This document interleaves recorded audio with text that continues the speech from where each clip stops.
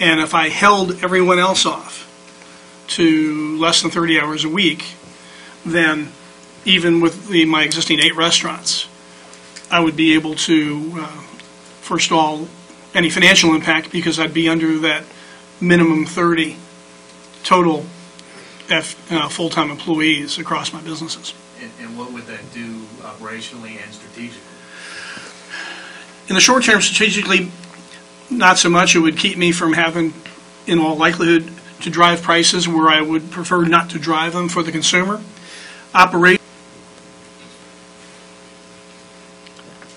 My name's Thomas. I'm an intern here at Heritage. My question is for you, Mr. Ruffer. As I understand it, Five Guys is pretty affordable, and I'm wondering kind of the makeup of your consumers. If you're going to have to raise prices, does it change the type of consumers that you can even attract to Five Guys?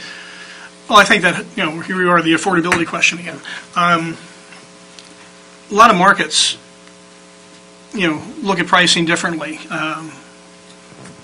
If you take what one of the locations here in the D.C. market might charge, and you plant that in Durham, North Carolina,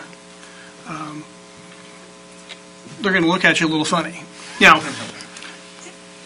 Five Guys cannot dictate under law. They can't dictate what to charge because it's kind of collusion is frowned upon.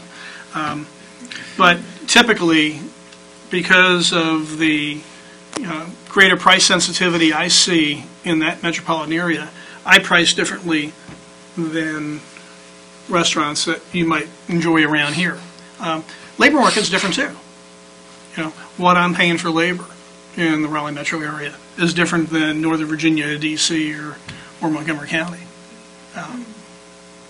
But I think anytime you push prices, especially in the economic times we've been living in for the last 3 or 4 years, you run the risk of having the customers say to you, gosh, I really like that, I've loved them for a long time, but it's just past the point where I can do this.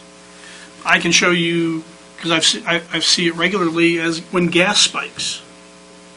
Silly thing, but last April and last fall, when gas in North Carolina spiked near $4 a gallon, within a couple of weeks of that, I saw customer counts going south. Now, that's somewhat anecdotal. I wasn't there, with a research survey, asking customers why they weren't coming.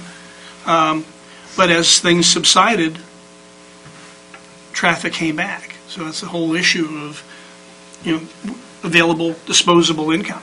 Seen it so far this year because of the payroll tax coming back.